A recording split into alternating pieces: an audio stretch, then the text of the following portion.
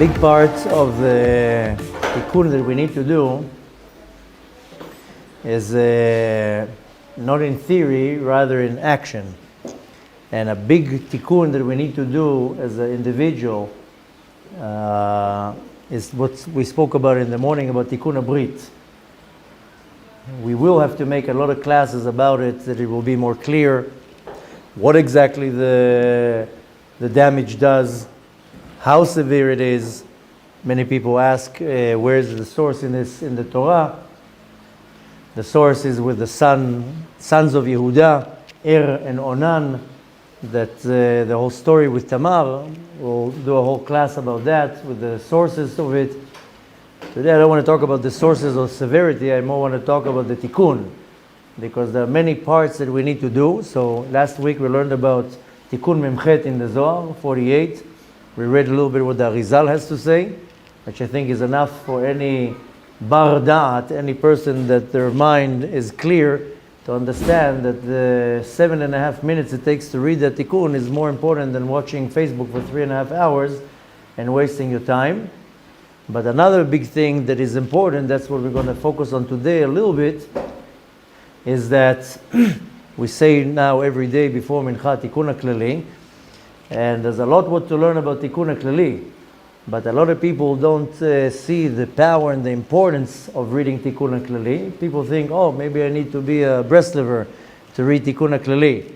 And even ladies, women say, well, this is not for me, it's for men. It's also for women. And Achidami, it's for everybody. That's why it's called Klali. Klali means general. Even though it's general, but we do know that the Tikkun is mainly designed by Rabbi Nachman from Breslev for Tikkun Habrit. And I quickly want to go through some of the great tzaddikim that they endorse it. Because many people not necessarily hold by it, or they say, what's the difference between this and any type of Tehillim? Why can't I just read regular Tehillim? The magic power of Tehillim, that if you read it all in one shot, all 150 chapters, that will be one type of power. But there are combinations in Tehillim that we know that are called Tikkunim. One of the most famous ones is when we read Pesukei de Zimra every morning. The rabbis, the heads, the leaders of the Great Assembly, Anshe Knesset Agdola, all were men with Ruach HaKodesh, each one in a different level, and they chose which chapters of Tehillim have to go in which order to open a spiritual safe in the world above. I call it a spiritual safe because you need a certain code to open a spiritual safe. Like Moshe Rabbeinu wanted to get forgiveness from Hashem. It took him 40 days to figure it out. He went through the archives of the godly library, and after 40 days he figured out that if he mentions 13 attributes of mercy, he opens the vault of Rachamim. Hashem Hashem, kel rachum v'chanun echapay v'av chesed v'emet, yotzer chesed alafim nose avon v'pesha v'chatav v'nakeh, boom, hit the jackpot. Took him 40 days to figure that out. But the second that he figured that out, a combination of 13 letters, then it opened the vault of mercy. So Anshe Knesset Agdola, the men, the rabbis of the Great Assembly, also figured out a few of these vaults. And one of them is what we read in Shacharit. If you ever wondered, why do we say specifically these Psalms of Tehillim? From 150, why these? And in the order. And some of them we don't say the whole verse, the whole chapter. We cut it, we add on it. Ashrei Yoshvei Beitecha. It's a combination of 2 chapters of Tehillim. So the same idea that the Tehillim in Shacharit and many others in Tikkun Leil Shavuot, for example, we just celebrated the holiday of Shavuot. We read here Tikkun Leil Shavuot. How come specifically we read only a few of the Tehillim, chapters of Tehillim? But again, whoever compiled it in a holy, divine inspiration, Ruach HaKodesh, knew that this specific combination of Tehillim, they create a certain tikkun, a certain rectification, change something in the spiritual realm. And this is kind of equivalent to chemistry. You take a few different chemicals, you mix them together, it will do a certain reaction. This can be the same with biology, and it can be the same with cooking. You mix all sorts of things together. Even on a daily basis, you make coffee. You put a lot of sugar, it will be sweet. Put less sugar, it will be bitter. Put a lot of coffee, it will be strong. So everything in life is the quantities and the amounts you mix, what will be the result. So it happened to be that Rabbi Nachman from Breslev, in his great level of Kedusha, reached to the understanding that these 10 chapters of Tehillim, read together, penetrate to such a deep place in the spiritual realm or in the depth of the neshama, to do specifically the correction, the tikkun for Pgam Brit. Like I said so many times, we will do many more classes in the next 32 days and on about this Pgam, because unfortunately, almost not one person is free from this damage. Men, women, young, old, it's one of the most severest damages, and it affects the neshama in such a profound way that most people are affected terribly because of this. I told you already that Avraham Avinu and HaKadosh Baruch Hu made a deal. It's called Brit Ben HaBetarim, the covenant that when they passed through, they took an animal, cut it in half and passed through. There was a whole discussion there. One of the discussions was the sins that are called kretot. A sin that if chas v'shalom a person does, v'nichreta ha-nefesh ha'im me'amea. The nefesh, the lowest part of all 5 levels of the soul, gets cut off. And we literally just last week read about some of the kretot. Usually, most of the kretot, they don't really relate to us. Doing a seance, eating from the kodashim when you're impure, going into kodesh kodashim, things like this. It's nothing to do with us. But a lot of them do pertain to us. Yom Kippur, eating and working on Yom Kippur, desecrating Shabbat, eating chametz on Pesach. And there are 36 of these sins. 2 are positive, and 34 are negative. The 34 that are negative, like I told you, half of them has nothing to do with us. But nevertheless, the ones that do have to do with us, we have to be very careful with them. The positive ones is the sacrifice of Pesach, which also we don't have this option right now. And the next one is Brit Milah, circumcision, which is the Shmirat HaBrit, guarding the Brit. Not only the actual act of cutting the foreskin. So Avraham Avinu begged the Kadosh Baruch Hu, after seeing the damage, that he should leave some room for tshuva. Because Avraham Avinu saw that if chas v'shalom a person transgress one of these sins, the damage to the nefesh is so severe that it's almost irreversible. To a point that the Zohar even says it's almost, if not impossible, to do tshuva for these sins. And when the Zohar says it's impossible to do tshuva for Pgam Brit, it's talking about tshuva tata'ah, a lower level tshuva. But if a person reaches tshuva ila'ah, a high level tshuva, then he can do a tikkun for Pgam Brit. Avraham Avinu saw that the damage goes so deep that it damages all the sfirot, all the connection between me and the Kadosh Baruch Hu. So the negotiation in this deal of Avraham Avinu is, he told Hashem, take 9 sfirot, but leave me 1 sfira. The sfira of Keter, that the person will have some type of a root. It's almost like cutting hair or cutting a tree or something, but leave the roots. Why? So from that can be done tshuva. And you see an interesting connection that the word Keter, which is a crown, the highest of all sfirot, is the same letters of the punishment of Karet, which is the same letters, Kaf, Reish, Taf, the numerical value of 620, corresponding to the 620 mitzvot that we have in the Torah. So the damage is so severe that most people don't even fathom how severe it is.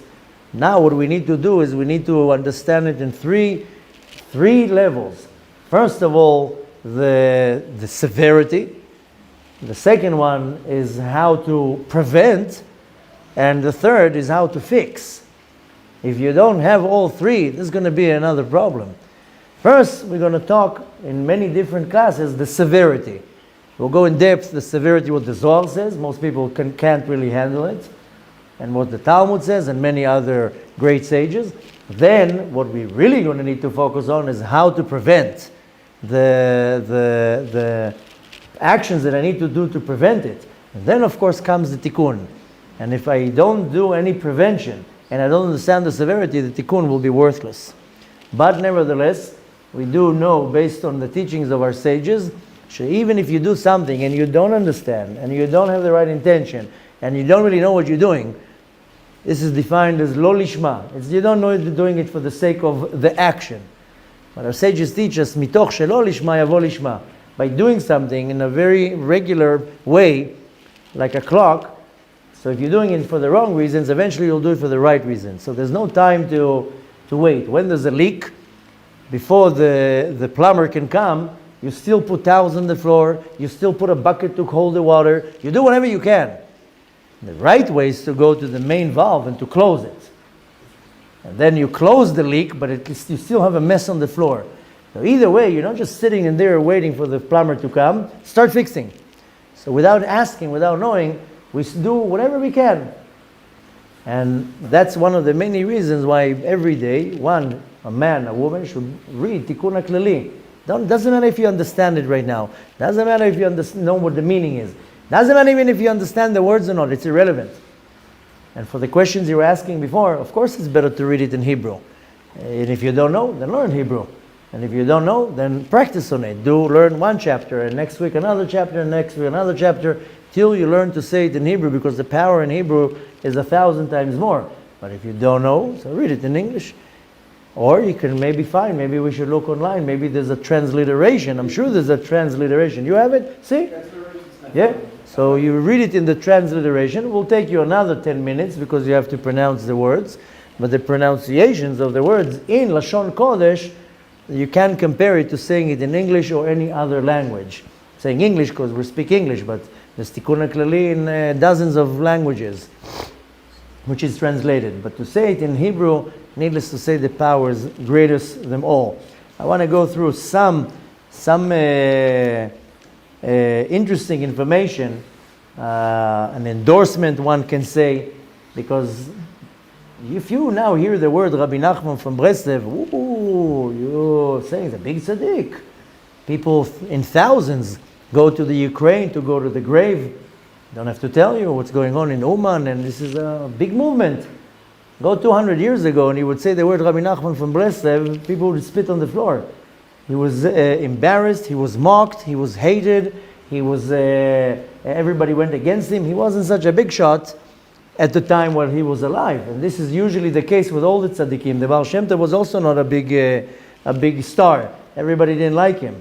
And this is with almost every tzaddik in his generation while he's alive, he was not a big star. After he dies, then people realize how great he was. And this is also happened here in Tzfat with the Arizal. Nobody really liked him. There was a city of great sages, great mekubalim, and this little teenager. He wasn't a teenager, but he was 34 years old when he came here. He looked like a little kid. You can imagine him coming to the Al-Sheikh and the Abu Hav and Yosef Karo and the Mediterranean and all these huge giants. Even the Ramak was here, and the Ramak was very young. Only this young guy comes, and he wasn't so popular either, by the way. They only figured out who they had here after he died. And he himself said that besides his student Rabbi Chaim Vital, nobody in the generation is worthy to his Torah, and he packed his bags and he left. Spiritually, of course. So Rabbi Nachman wasn't so great in his time. I mean, he wasn't recognized. Later on came many other great tzaddikim and saw his work and his teaching and endorsed him. I want to read quickly because it makes a big impression when you hear many great tzaddikim, what they have to say about Tikun Haklali. So the first one, this is close to our heart because there's a great tzaddik, Arav Tzaddik Agon, the great tzaddik, the genius, Rabbi Shmuel Heller. Rabbi Shmuel Heller was the Av Beit Din of Tzfat. Maybe you know, maybe you heard, but he was a great tzaddik. And he says as follows, Zaya Ragil Omar Sheyesh Kabbalah Beyado. He said that he got first-hand. Kabbalah is not only the teachings of Kabbalah. Kabbalah means that it was passed along from one rabbi to another rabbi to another rabbi. It's called the Kabbalah. Mirabotav, he received this of his rabbis. שהאומר העשרה מזמורים הללו שגילה רבי נחמן from Breslev, any person that says these 10 chapters of Tehillim that Rabbi Nachman from Breslev gave us, נחשב בשמיים, it's considered in the heavens, כאילו אמר וסיים כל ספר תהילים. Like as if you read the entire book of Tehillim. So you read 10 chapters and it's like as if you did 150 chapters. And I don't have to tell you the power of reading a whole book of Tehillim. This is very, very powerful to read a whole book of Tehillim. It's even highly recommended in times like Yom Kippur and many others when you don't have anything else to do, is to read 2 books of Tehillim. Because there's 150 chapters in one book. Two books is 300 chapters. Gives you the gematria of the word kaper, atone. So it's powerful to read on Yom Kippur 2 books of Tehillim. And it's doable because you have nothing else to do anyways. So here he says you read the 10 chapters of Tehillim, it's like as if you read the whole book of Tehillim. Another one, Rabbi Akadosh Baruch Pinchas Miskalia. This is the grandson of the Baal Shem Tov. A lot of the names you might not recognize, but it's not so important.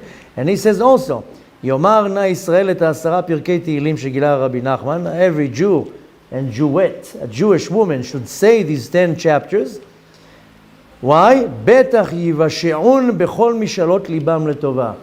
Everything that their heart desires, if it's something good, not desires to be famous and to have a 500 SL Mercedes.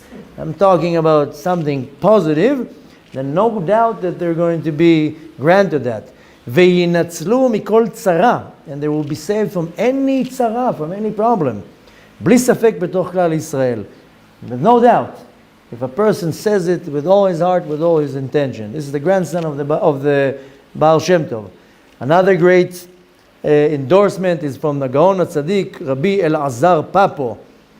Rabbi Elazar Papo is the grandson of the Pele Yoetz.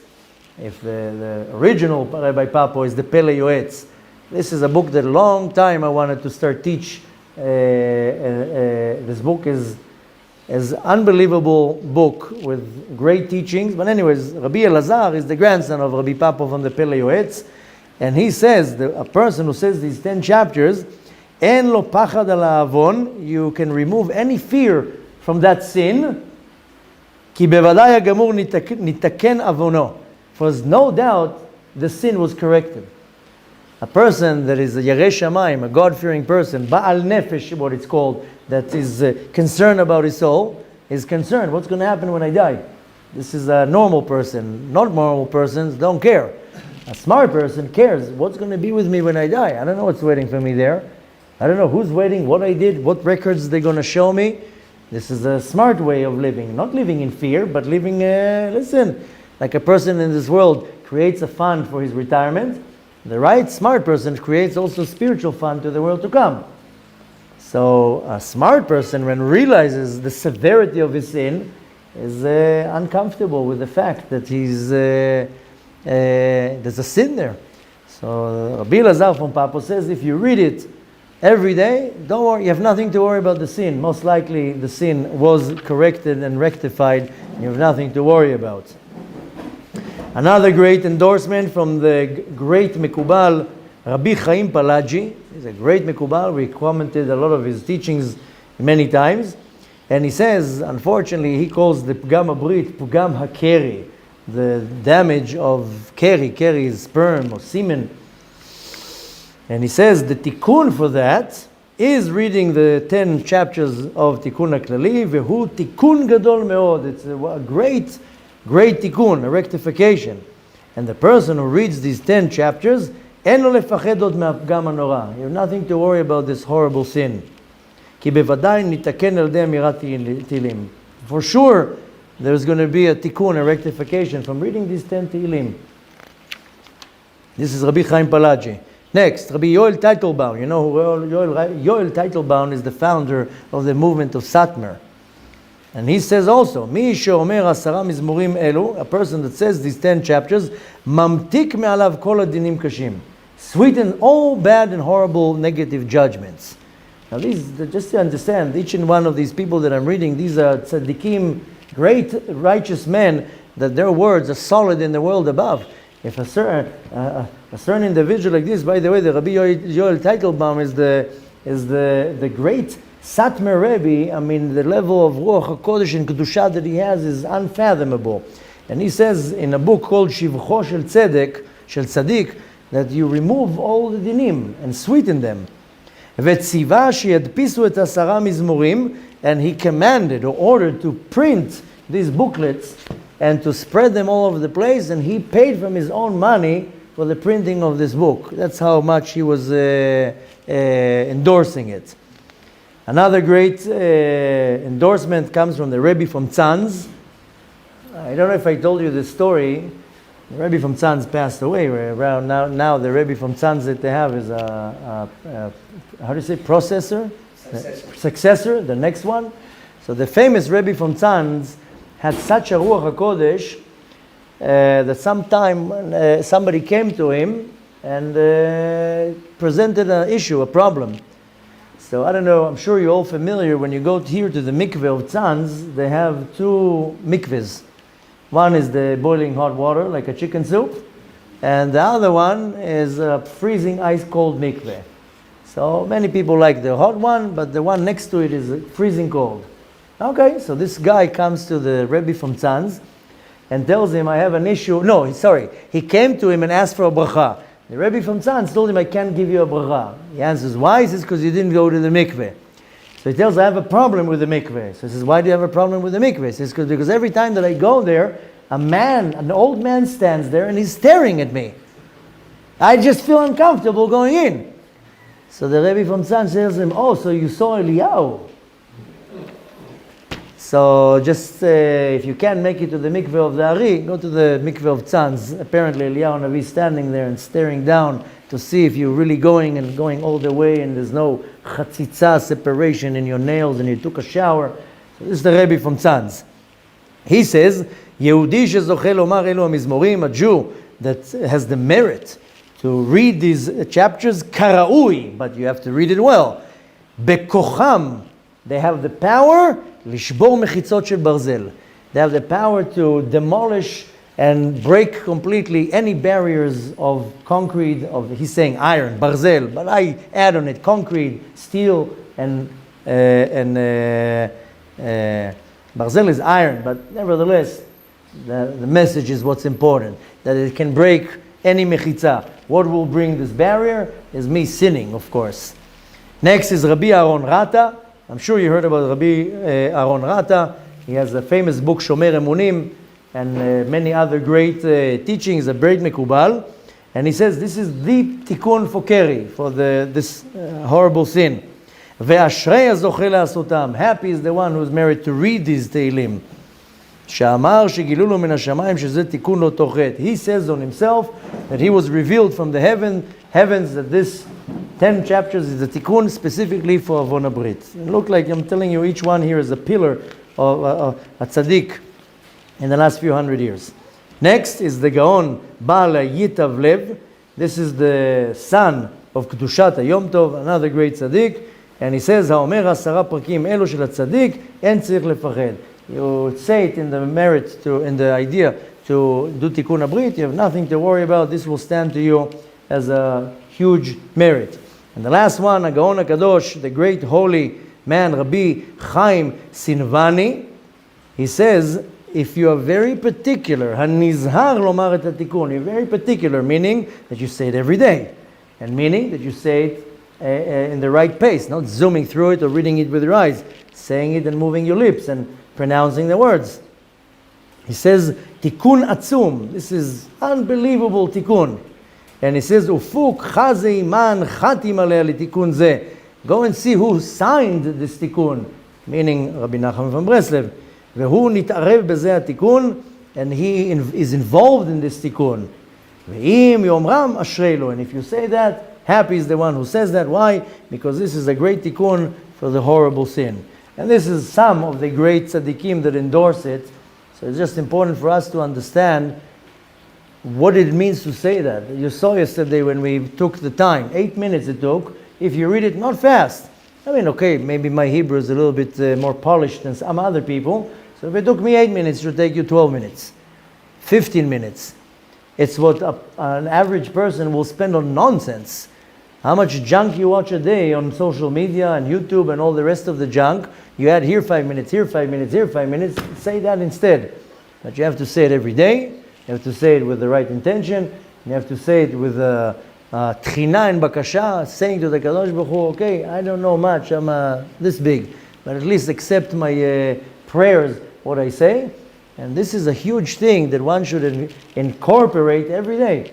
So we do it before Mincha. Some people do it right after Shacharit. Some people, they do it after Mincha. Everybody does it when they can. Better to say it during the day, not to say it at night.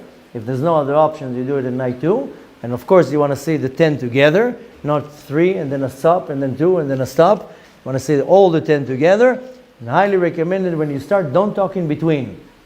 Because you want to say it in one shot, that it will be one long chapter. As if one long chapter, not like saying 1 or 2, talking and then breaking the connection and the chain. Say it in one shot. I can tell you that me and thousands of other people saw great yeshuot, great salvation from this little composition of one of the greatest tzaddikim we had in our history. I highly, highly recommend to do it with all your heart every day. And needless to say, what a great tikkun it would reach to do. Because we really have to focus on that. If a person is not able to fix this specific sin, the majority of his spiritual work will not be able to really be elevated to the world above. Because this is a severe sin. And there are many other sins that we're going to talk about, but this is one of the biggest ones, especially that we all have a fair share. So highly recommended to do whatever we can. There's not much time. We don't know what's waiting for us tomorrow. You got to live in a positive way, of course, that today is my last day. How do I live my day if this would be my last day? Highly recommend to take it on yourself. It's not long. Even though your Hebrew might not be so smooth, do it. You do it a month or 2, you'll see it will come faster. You'll be able to memorize the words better. You'll be able to pronounce the words. Better to do it slow in the beginning. If you can't read the Hebrew, do 1 chapter transliteration and then the other 9 read in English. Slowly, work on it. This is an investment. This is not something that you do to pass time. And at some point you want to get that you read it in Hebrew, in Lashon Kodesh, and you understand what you're saying. We can do some classes that we dissect the actual words and the Tehillim, what it means behind it. But now we're doing it blindly, no questions, no explanations. You just do it for the sake of doing it. And B'ezrat Hashem, Yehi Morah Shamayim Alechem, the fear of God will be on us and assist us to do a tikkun. And needless to say, when I do tikkun for myself, at some universal way, it's doing a tikkun for the entire world. Because I'm part of one big system. So if I'm elevating myself, by default, many will be elevated with me, especially my wife and kids. B'ezrat Hashem, Hashem should bless us, so we should all have the merit to leave this world with a great tikkun, that we don't have to come back here and ever again. And even more important, that we should do our tikkun before Mashiach comes, that we will be able to do what we read every time, 3 times a day. This we're going to start learning next week, B'ezrat Hashem. What does that mean and how we do that? But for now, we're doing it blindly, Kabbalat all, no questions. We read. B'ezrat Hashem, Hashem should bestow on us His mercy and love, so we will be able to reach this amazing rectification.